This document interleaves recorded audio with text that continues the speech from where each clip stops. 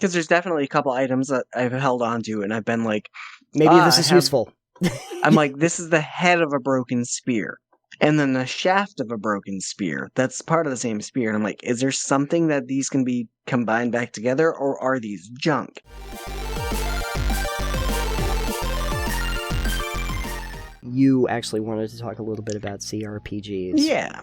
CRPGs, a great term that is by no means in need of revisiting since we all use computers for them these days. Yeah.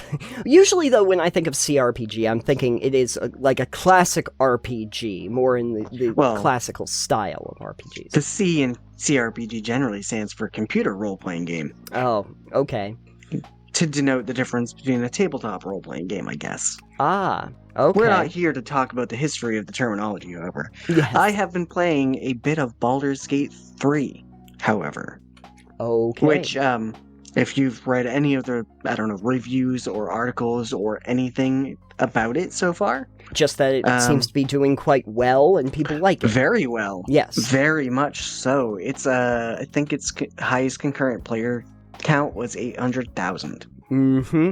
And it's been getting very good reviews, and it seems to be consistently up there for even Game of the Year territory right now. Yeah, and even since launch, it has had over 1,000 bug fixes. Yes. Yeah, they've been studying it very much. And, the thing about it is, just my take is that I was excited for it only because, one, Baldur's Gate, I'm familiar with, Baldur's Gate 2, but then also, Larian is a very good studio. It has produced some good stuff in the past, so... Yeah, I do have Divinity Original Sin 2, for instance. I don't think I played the first one ever.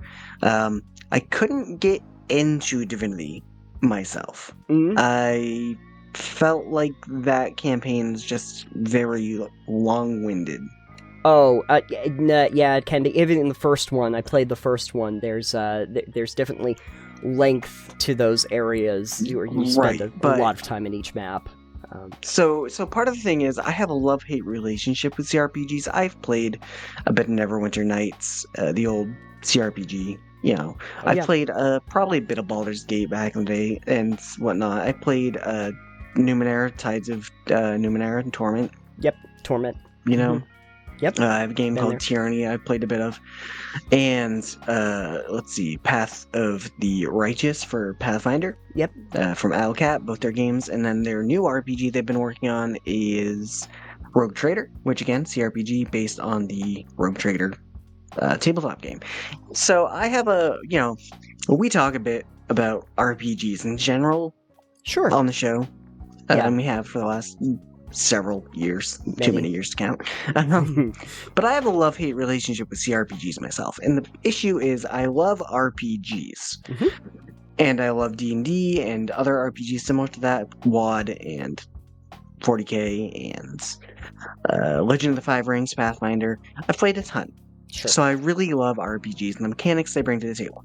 The issue I have with CRPGs tends to come down to that of pacing. I can see that. Yeah. Okay, so what's the problem with the pacing? It's generally not good. Okay, fair enough. Fair enough. I feel it's generally not good. And I will say right now, 40 hours into Baldur's Gate, by the time this episode comes out, I'll probably add another 15 hours into the game at least, I'm sure.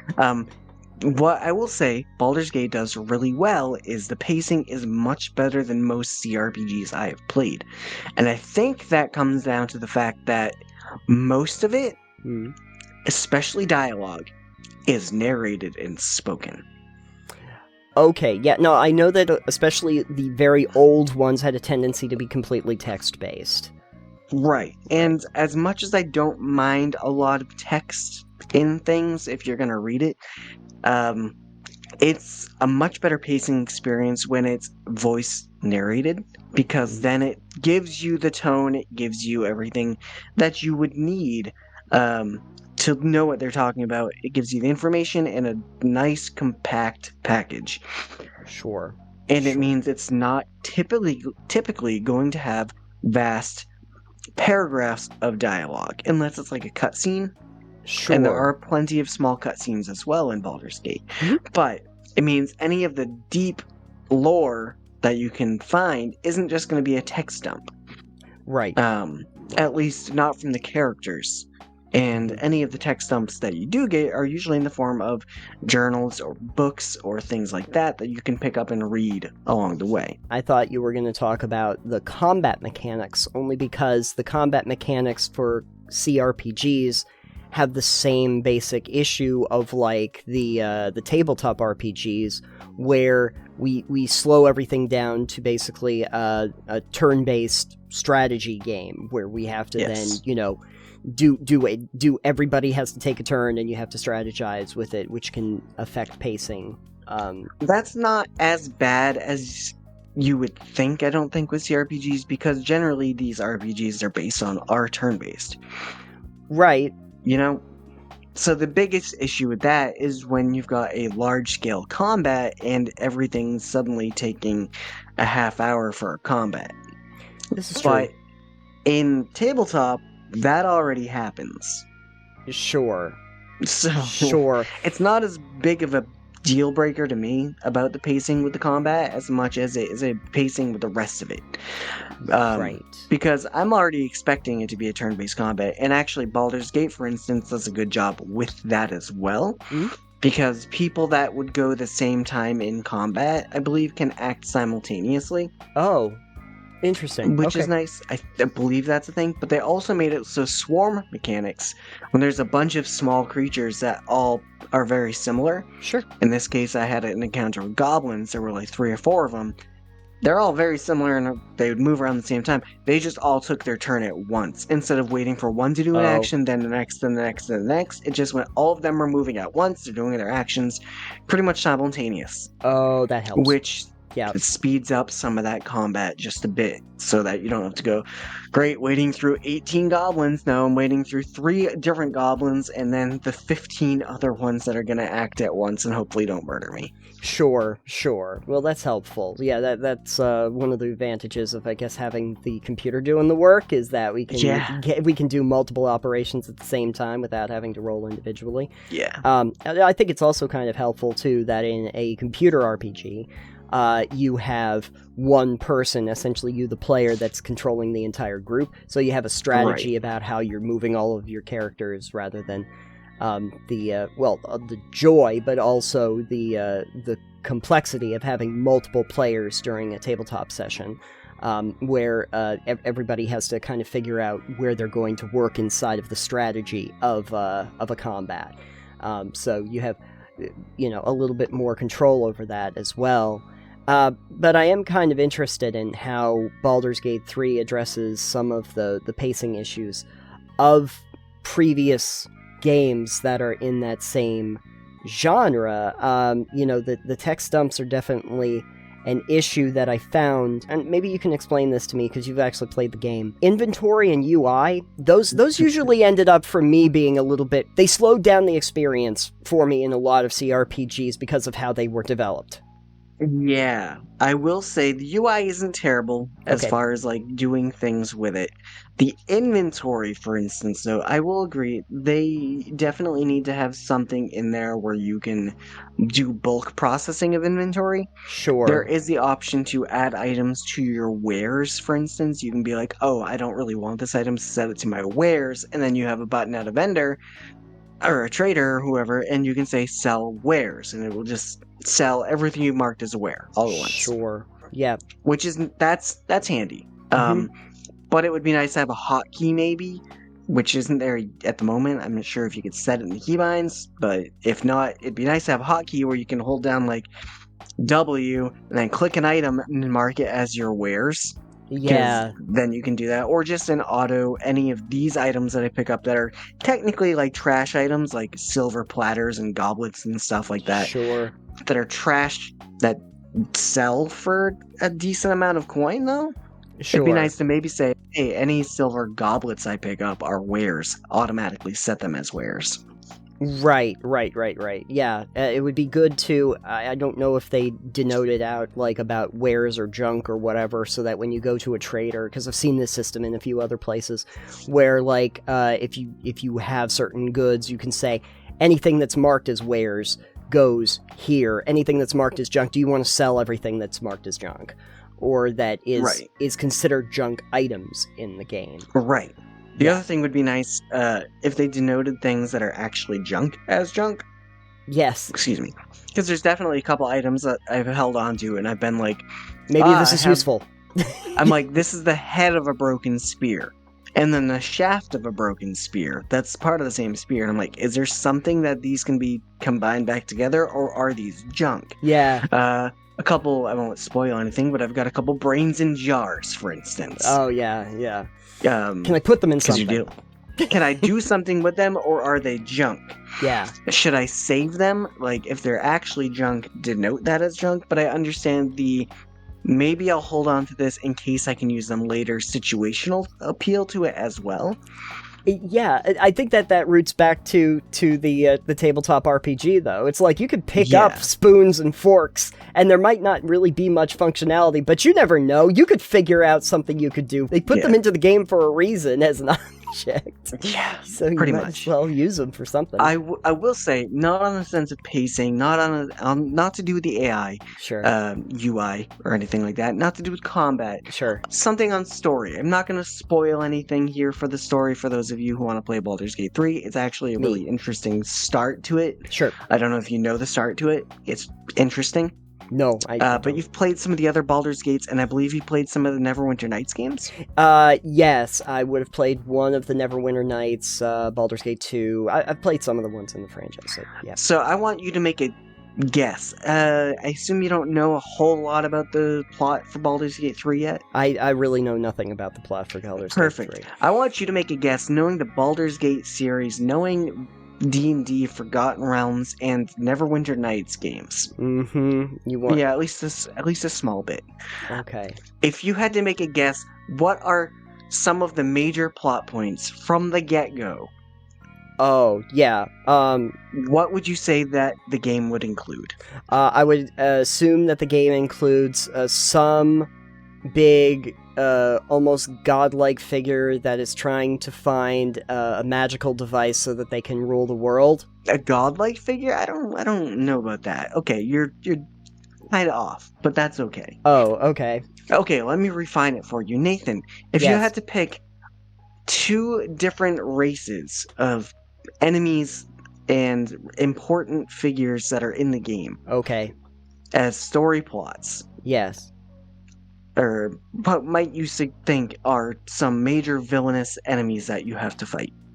I'm going to guess that there are orcs, and I am going to guess that there are elves? Are elves and orcs against each other? Or No. illithids? That's a lot better of a guess. Mind flayers? Alright, so Nathan, you've played some of the Neverwinter Nights. I would like nothing else for there to be a game based in Faerun or one of the other settings. That's fine. Faerun's pretty popular, so it's fine.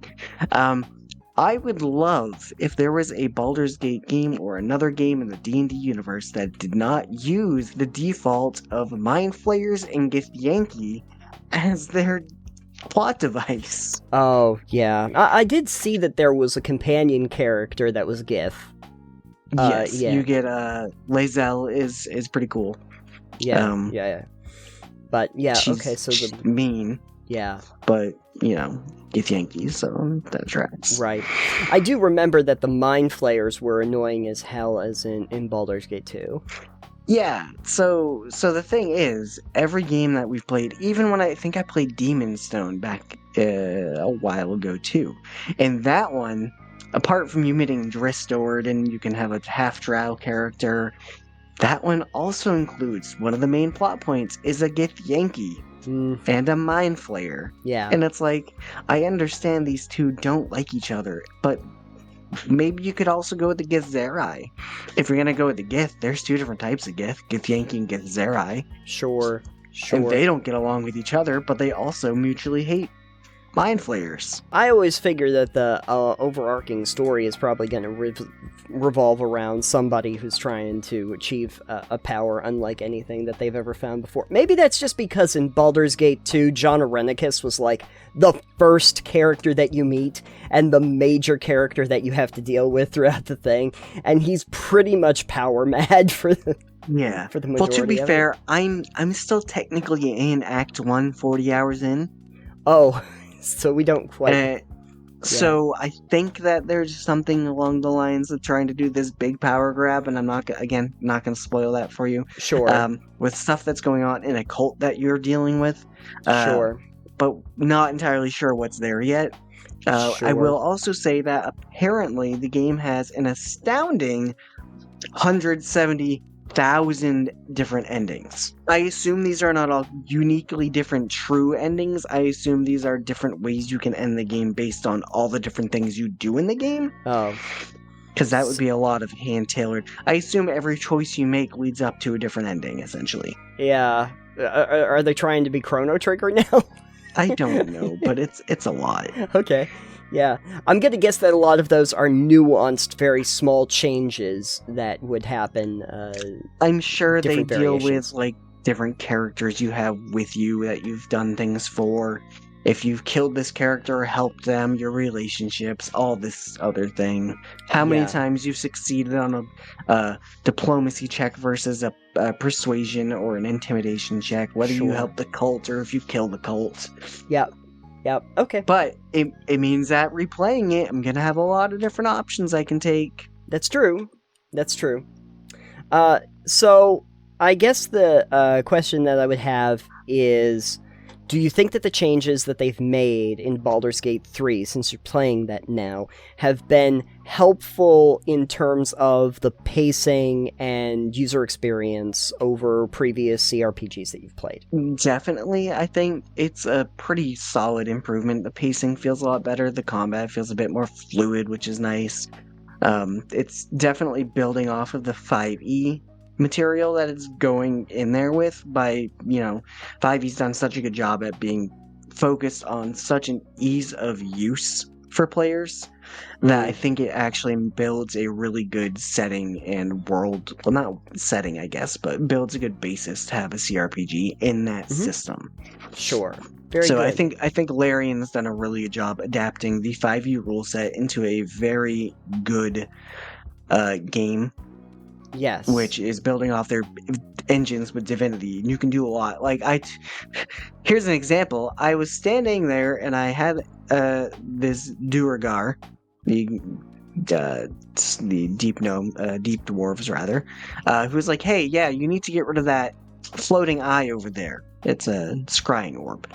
Sure. I'm like, he's like, "But do it discreetly because they watch through it." I'm like, "Okay, well, I look at it and you can examine enemies to see like what their AC is, what their resistances and whatnot are, which you couldn't really do in tabletop as much. That's metagame knowledge at that point. But this is really helpful for planning what you're doing."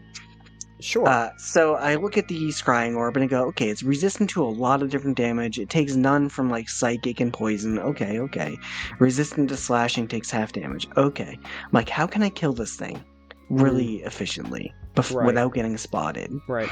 So I'm looking at it going, okay. I try a couple different things, and this will lead into our next topic. And then I reload the save because I don't kill it. So I'm like, all right. Yeah. And then I'm like, wait a second, I've got a character who's got a really high strength, and I'm standing on a, little ledge thing, and down there is some lava and a very long drop. So I take my character, and I right-click on the orb, and I tell it to throw it off the cliff into the lava. Yep. And that kills it. Yep. The fire didn't kill it, the fall killed it, mostly. Right. But then a little bit later, in a fight that I did after this, same area, I'm in this little area, and then there's lava and more lava because it's underground. And so I take my character, I bring it over to the drow that I have to kill, and I pick him up and I throw him in the lava. Yep. And boy, does that hurt. That does like 30 points of fire damage right off the bat. Yeah, it's gonna do that. Building off the divinity thing, environmental is really important, which is really nice because I can go, oh, I've got a bottle of grease. Throw it on the ground. Now I can light it on fire after you've fallen in it, which is really fun.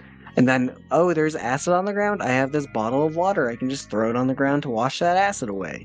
Yeah, Yeah, one of my favorite things that Larian did with the Divinity series was how they used the environment and the different effects on it to like you have a cloud of mist now, and if you electrify it, you have like an electrical storm field, like from that. You know, it's just cool ways to interact. Oh, there's barrels of oil, and if I shoot them, now there's oil on the ground, and now if I light it on fire, I have a giant fire in the middle of everything. Yeah, it's really fun being able to play with the environment that way, especially where D&D already has spells in place that you can do things like that as well. Oh yeah. Your fireballs or firebolt spells specifically state that it will light objects on fire that are considered flammable. So right, and I do have a character that has fireball, and I usually give them my bottles of grease. Yep. Shove some bottles of grease and then start throwing firebolts at it. And it's my rogue, so I go, hey, I want you to like throw a bottle, like sneak over there, throw a bottle of grease on the ground, and then your next turn you're gonna firebolt. Yep. Works. So yeah. Works. So yeah, I think they do a pretty good job. I think you should definitely get it whenever you want to get a chance. Either wait for it to be on sale, like I was going to do, but I did not. Sure. But honestly, if you pay full price for it, I think you're gonna get your money's worth out of it. I would think about it. I think that my one problem right now is I'm in the middle of a few different games, and next month Starfield comes out, so it might be a little while before I play Baldur's Gate 3. I will say, I do hope, like, as much as I don't really want, like, tons of paid DLC necessarily. Sure. I would love to have more subclasses, builds, options for things like that. I would love to have, not a paid DLC, excuse me, but modding tools. Not for mods to make the game play differently. I would love a toolkit to build campaigns with. Oh, sure. Which I believe maps and such. Divinity has already. It might. I don't think I played with any of it, but I know the older Neverwinter Nights games definitely had stuff where you can build campaigns into it. The older Neverwinter Nights games actually had that as one of the key selling points, is that you were able to build with a tool set. So yes, and I would love a tool set like that to do this in Baldur's Gate 3, because honestly, this would be an amazing way to play D&D. Yes. Even though currently the level cap is like 12 or 13. Yeah. But, you know, I can absolutely see a lot of people, especially fans of some of the, the streams and stuff like that, saying, like, oh, I really like the Critical Role campaign. Can I, can I reproduce that so people could actually play, like, a version silly. Of that? No, thank you. Play my own campaign. You don't want to go to Tal'Darai? Just watch it. Yeah, exactly. But I can see where they would want to do something like that. Yeah. Perfect. So I believe they've said they're going to. Don't quote me on that. Someone else told me that. I didn't check in on it. Okay. If we find out about it, we'll talk about it more. But yeah. Yeah. It sounds like it would be a really fun way to have it. I mean, it'd be more expensive, but you know, if you're buying a book anyways, then same price. Sure. Really. Absolutely. But it would be really fun to be able to play a game, have a DM sit in, or make the campaign and just let players go to town. Absolutely. Well, hopefully they'll implement that, because I think CRPGs, especially because of their history, do lend themselves very well to it. And that'll be a lot of fun. It'd be interesting to see what people do with it. Considering the modding communities for, like, Skyrim that are out there have been very motivated, so it'll be good to see it with an actual D&D licensed game. I guess the question that we would pass along to everybody else out there listening is, if you've played Baldur's Gate 3, what did you think about it, and what are your ideas about CRPGs in general? Do you prefer them to other forms of RPGs, or do you like them best and don't at me? So tell us in the comments down below.